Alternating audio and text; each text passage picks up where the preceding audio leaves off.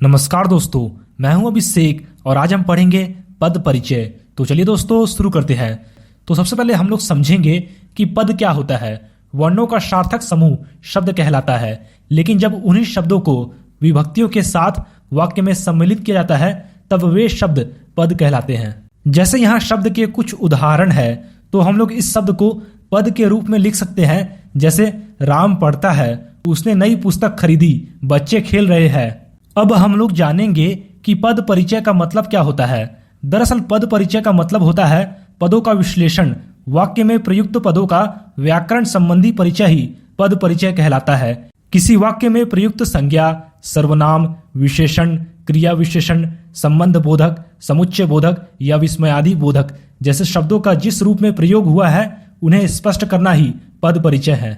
किसी पद का परिचय देने के लिए उस शब्द या पद का भेद, उपभेद, लिंग, वचन, कारक और कर्ता आदि के संबंध का परिचय दिया जाता है।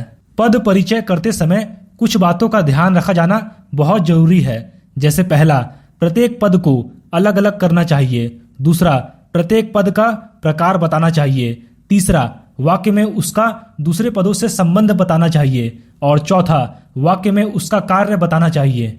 तो चलिए दोस्तों, पद परिचय को अच्छी तरह जानने के लिए पद परिचय के भेदों के उदाहरण के साथ साथ व्याख्या भी समझते हैं। पहला है संज्ञा भेद। इसका एक उदाहरण है, रोहन कहानी की एक पुस्तक पढ़ता है।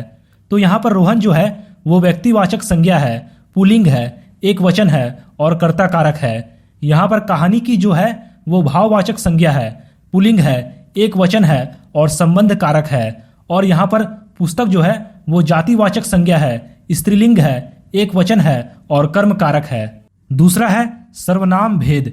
इसका उदाहरण है, मैं तुमसे कुछ मांगूंगा। तो यहाँ पर मैं जो है वो पुरुषवाचक सर्वनाम है, एक वचन है, पुल्लिंग है और कर्ता कारक है। यहाँ पर तुमसे जो है वो पुरुषवाचक सर्वनाम है, स्त्रीलिंग और पुल्लिंग दोनों लिंगों में संभव है, एक वचन है और करण कारक है। और यहाँ पर कुछ जो है वो अनिश्चयवाचक सर्वनाम है, पुल्लिंग है, एक वचन है और कर्म कारक है। तीसरा है विशेषण भेद। इसका उदाहरण है, मेरे बगीचे में 3 पीले फूल है। तो यहाँ पर 3 जो है वो संख्यावाचक विशेषण है और यहाँ पर पीले जो है वो गुणवाचक विशेषण है, बहुवचन है और पुल्लिंग है। चौथा है क्रिया भेद।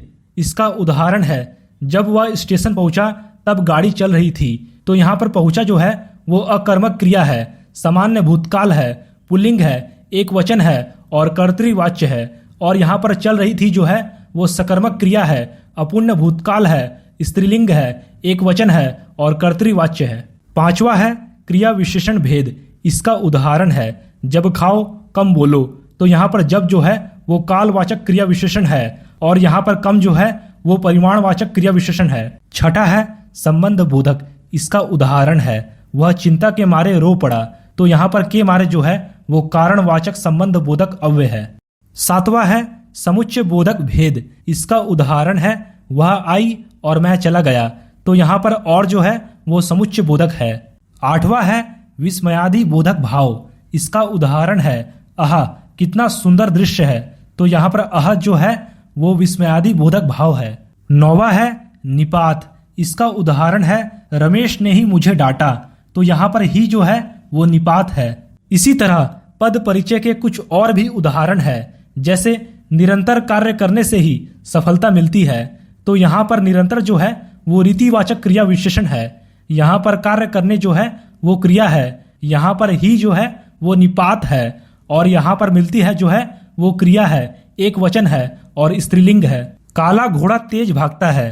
तो यहाँ पर काला जो है वो गुणवाचक विशेषण है, एक वचन है और पुल्लिंग है। यहाँ पर घोड़ा जो है वो जातिवाचक संज्ञा है, पुल्लिंग है, एक वचन है, विशेष्य है और कर्ता कारक है। यहाँ पर तेज जो है वो रीतिवाचक क्रिया विशेषण है और यहाँ पर भागता है जो है वो क्रिया है, पुल्लिंग है, एक वचन है, वर्तमान काल है और कर्तृवाच्य है। बाल गोविंद भगत मंझोले कद के गोरे चिट्टे आदमी थे। तो यहाँ पर बाल गोविंद भगत जो है वो व्यक्तिवाचक संज्ञा है, पुल्लिंग है, एक वचन है और कर्ता कारक है। यहाँ पर मंझोले जो है वो गुणवाचक विशेषण है, पुल्लिंग है और एक वचन है। और यहाँ पर गोरे चिट्टे जो है वो गुणवाचक विशेषण है और पुल्लिंग है। ईमानदारी बहुत दुर्लभ वस्तु है। तो यहाँ पर ईमानदारी जो है वो भाववाचक संज्ञा है, स्त्रीलिंग है और एक वचन है। और यहाँ पर है जो है वो क्रिया का कर्ता है। चौराहे की अधिकांश दुकानें बंद थी।